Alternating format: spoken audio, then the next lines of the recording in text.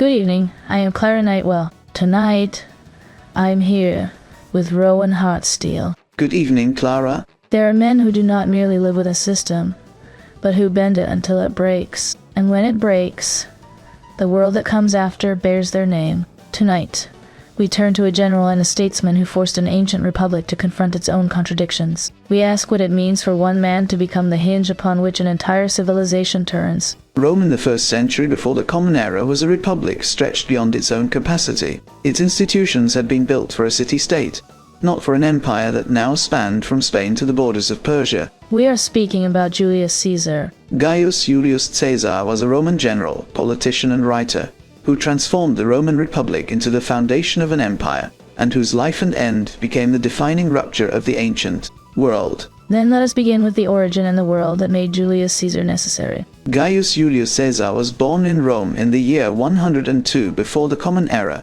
into a patrician family of ancient lineage but modest fortune. The Julii claimed descent from the goddess Venus through the Trojan hero Aeneas. It was a prestigious claim, though it carried more prestige than wealth. His father, also named Gaius Julius Caesar, served as a praetor and governor, but passed away when the young Caesar was only 16 years old. His mother, Aurelia Cotta, became the dominant figure of his early formation. She was known for her intelligence and her commitment to his education. So he entered adulthood already shaped by loss, and by a mother of unusual capability. Exactly. And that formation would matter because Caesar entered a Rome in violent convulsion. The Republic was fractured between two broad factions. The Optimates defended the prerogatives of the Senate and the old aristocratic order. The Populares used the assemblies and the people as a political instrument against that order. Caesar's uncle by marriage was Gaius Marius, the great reformer of the Roman army and 7-time consul. His connection to Marius placed Caesar firmly on the Populares' side from the beginning. When the dictator Sulla, champion of the Optimates, seized Rome, he issued proscription lists, names of enemies to be taken. Caesar appeared on those lists as a young man of about 18. So danger was not something Caesar encountered later. It found him at the beginning. Yes, he fled the city, hid in the countryside, and survived through the intervention of influential friends and the Vestal Virgins, who petitioned Sulla on his behalf. Sulla reportedly said of the young man that there were many Mariuses in him. It was a warning dressed as an observation. Caesar eventually left Rome for the east, serving in military campaigns in Asia Minor, where he was decorated for valor at the siege of Mytilene. It was during this period that he was captured by Cilician pirates while crossing the Aegean Sea. They demanded a ransom of 20 talents of silver. Caesar reportedly laughed and told them they had undervalued him. He demanded they raise the ransom to 50. He spent his captivity composing speeches and poems, which he read aloud to the pirates, and calling them barbarians when they failed to appreciate them. So even in captivity, he refused the role of the helpless man. Exactly. And he kept his word when he promised to return and have them all crucified. After his ransom was paid and he was freed, he raised a fleet, captured the pirates and carried out his threat. He did order them strangled before the crucifixion, which he later described as a mercy. It was a detail that revealed something essential about him: cruelty administered with calculation, and calculation dressed as generosity. Caesar returned to Rome after Sulla's passing and began his ascent through the cursus honorum, the traditional sequence of political offices. He served as military tribune, then quaestor in Spain, then as aedile, a position responsible for public games and civic infrastructure. As aedile, he spent lavishly on public spectacles, funding them with enormous personal debt. He understood that the Roman crowd was a political instrument, and he cultivated it deliberately. So his political strategy began with bread and spectacle, long before he had armies. Yes, and it worked. He was elected Pontifex Maximus in 63 before the Common Era, a remarkable achievement for a man still relatively young and carrying considerable debts. The office of Pontifex Maximus was the highest religious office in Rome. It carried no military power but enormous symbolic weight, and it came with a residence in the heart of the Forum. His election alarmed the Senate's conservative wing.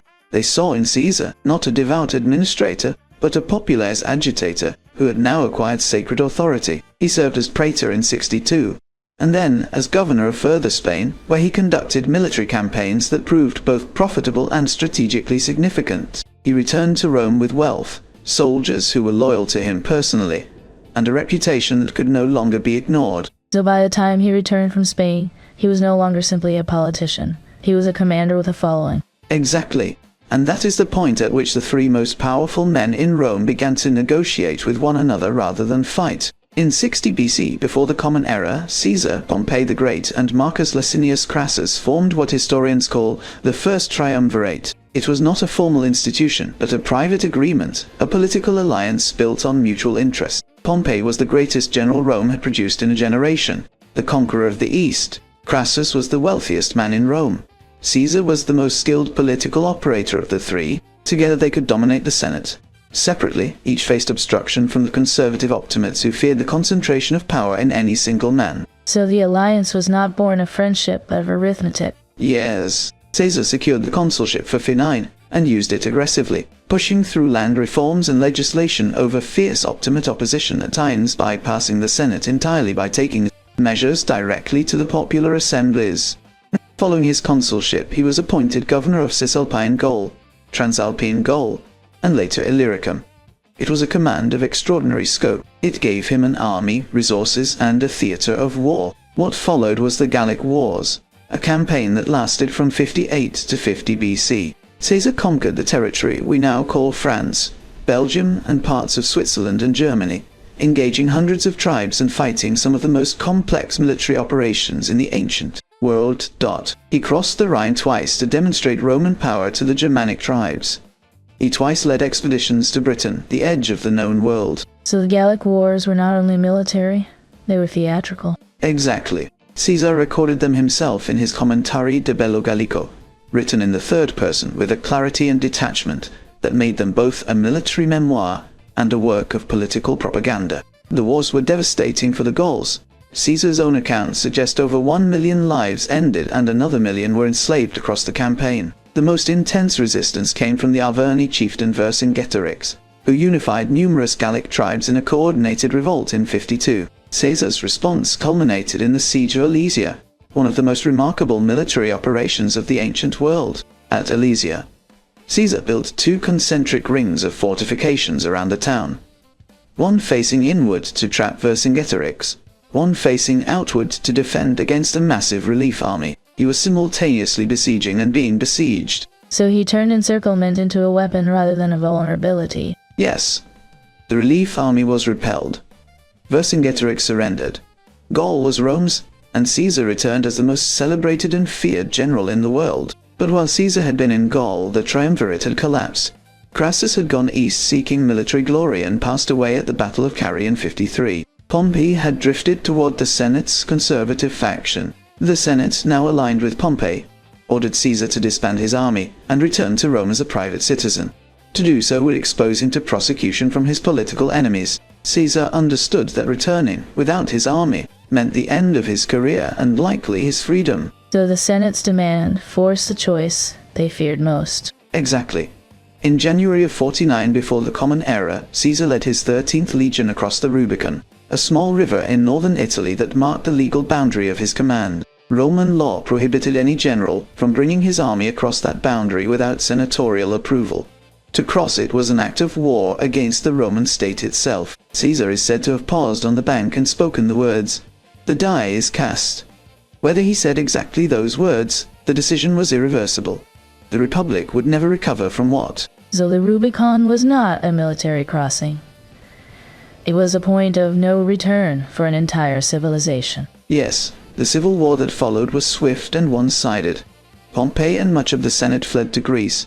Caesar occupied Rome without major resistance and then pursued Pompey east. The decisive engagement came at the Battle of Pharsalus in 48 in Thessaly. Unnerved, Caesar's veterans, though outnumbered, shattered Pompey's forces through superior discipline and tactical improvisation. Pompey fled to Egypt, seeking refuge with the young pharaoh Ptolemy XIII.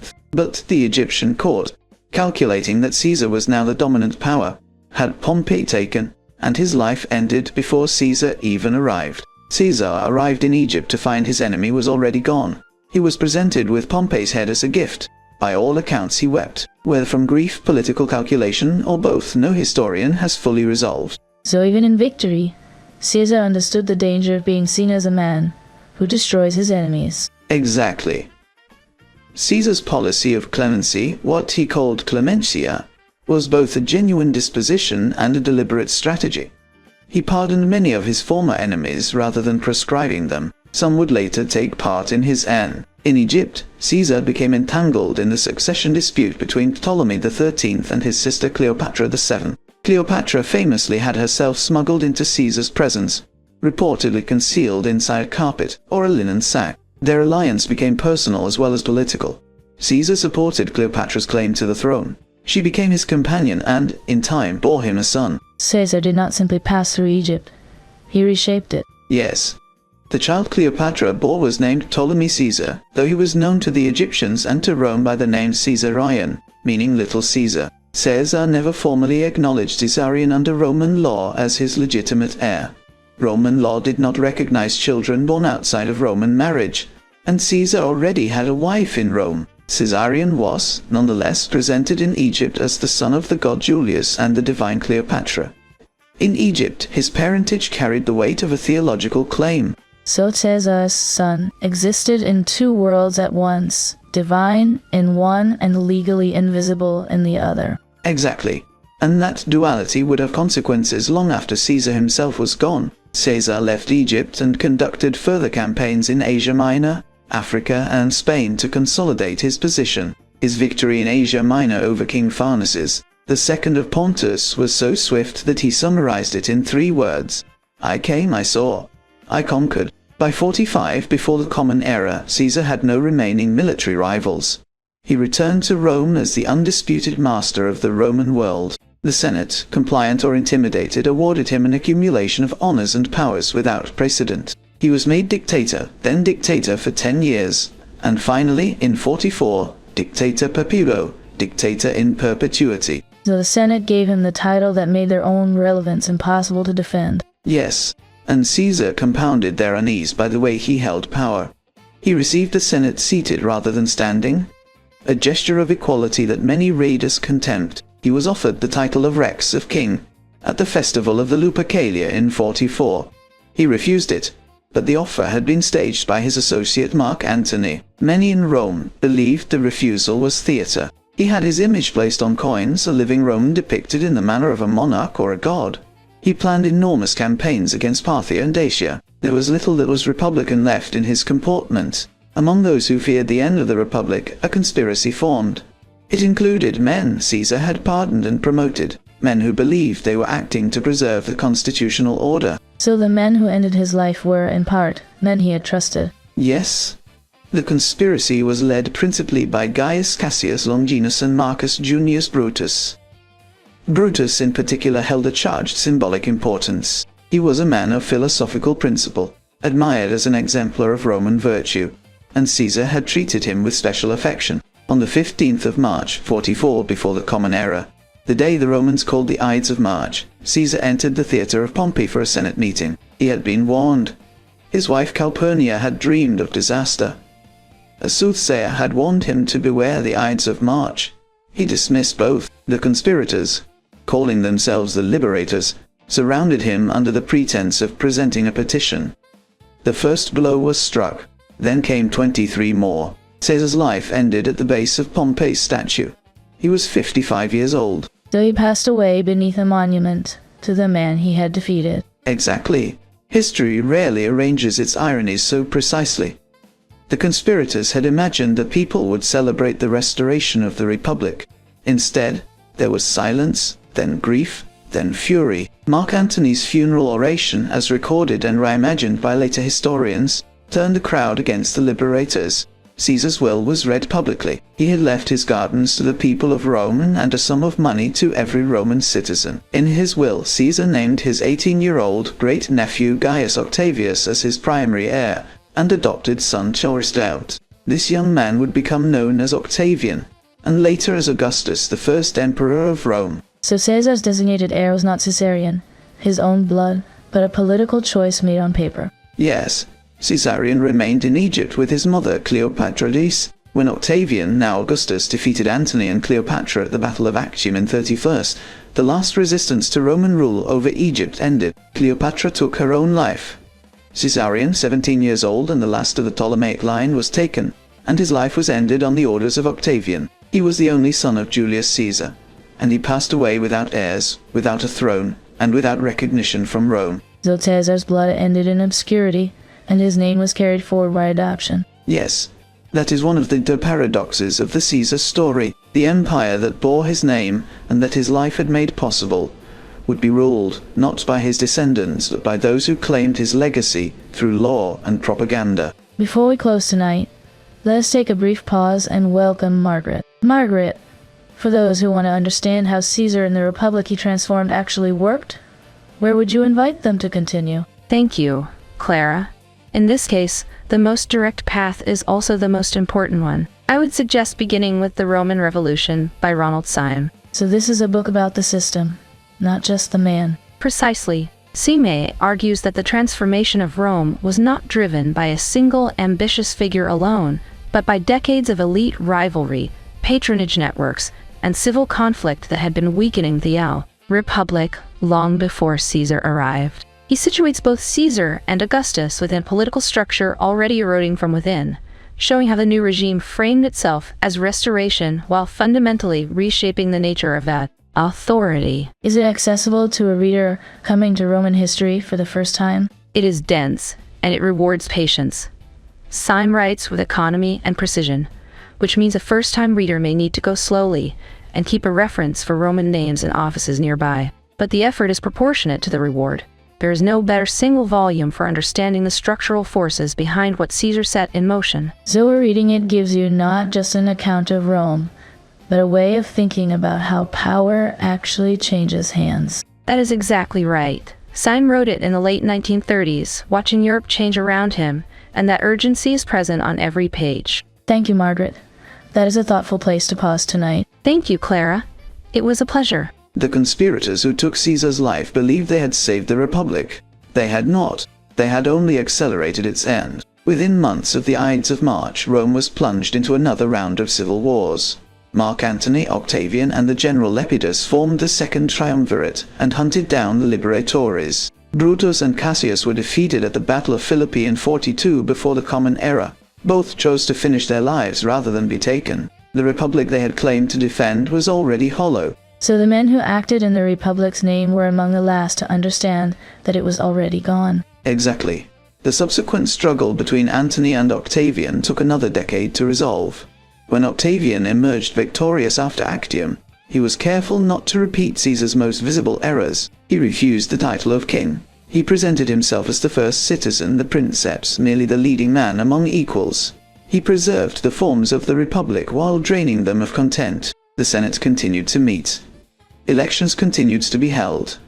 But the outcomes were no longer in doubt. Augustus held the real instruments of power: command of the armies, control of the provinces, the loyalty of the soldiers. So Augustus completed what Caesar had begun by making it invisible. Yes, Caesar had been transparent about his power, which made him vulnerable. Augustus was opaque about it, which made him durable. He ruled for over 40 years. The name Caesar itself became a title. Every Roman emperor after Augustus carried it. The words Kaiser in German and Tsar in Russian are both derived from it. The linguistic weight of one man's family names spread across 2,000 years and multiple continents. Caesar's reforms left permanent marks on Roman administration.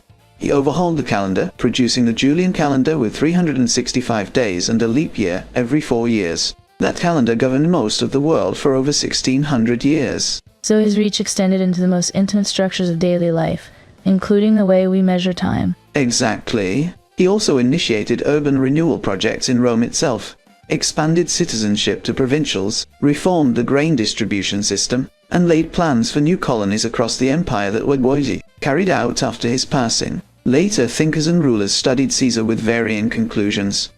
Dante placed Brutus and Cassius in the deepest circle of his Inferno, alongside Judas as the greatest traitors in history. Dante saw Caesar as the legitimate founder of a divinely ordered empire. Shakespeare's Julius Caesar, written around 1600, presented a more ambiguous figure, a man of greatness whose ambition made him both admirable and dangerous, and whose end demonstrated that the killing of a man does not kill the forces he represents. So Shakespeare understood something the conspirators had not, that Caesar was already larger than his body. Yes. The Enlightenment produced more critical readings. Montesquieu and later Rousseau saw the fall of the Republic as a warning about the corruption of civic virtue. and the fragility of free institutions against concentrated power. In the modern period, the term Caesarism entered political vocabulary to describe the seizure of democratic power by a charismatic leader who uses populist support to hollow out institutions. It remains in active use. So the pattern he embodied acquired a name, and then the name became a category. Exactly. Historians continue to debate whether Caesar intended to found a monarchy, or whether he was improvising, responding to circumstance without a fixed blueprint. The answer may be that the distinction did not matter. What it was that the institutions of the Republic could no longer absorb or contain the forces that men like Caesar represented. Professional armies loyal to commanders rather than to the state, enormous personal wealth, and a political culture in which violence had become a legitimate instrument of competition. So Caesar was both a cause and a symptom. Yes, he accelerated a transformation that was already underway. He gave it a face and a name and a date, but the conditions that made him possible had been accumulating for a century. The comet that appeared in the sky shortly after his passing was interpreted by Romans as his soul ascending to the heavens. The Senate formally declared him a god, Divus Julius. So Rome made him divine only after it could no longer make him accountable. Exactly. Divinity was the final instrument of political management. Augustus built a temple to Divus Julius in the Forum. The deification of his adopted father became the foundation of his own authority. 2,000 years later, the name Caesar still carries the weight of that particular kind of power. Concentrated, charismatic, irreversible, and deeply ambivalent about its own nature. Thank you for staying with us tonight, and thank you, Rowan, for guiding us through the rise and fall of the man who turned a republic into the foundation of an empire. Caesar did not destroy the Republic. He revealed that it had already destroyed itself and left his name on everything that came after. If this conversation stayed with you, you are welcome to like, comment, and subscribe. You will find other episodes here where history, ideas, and power are approached slowly. Until next time, stay with us.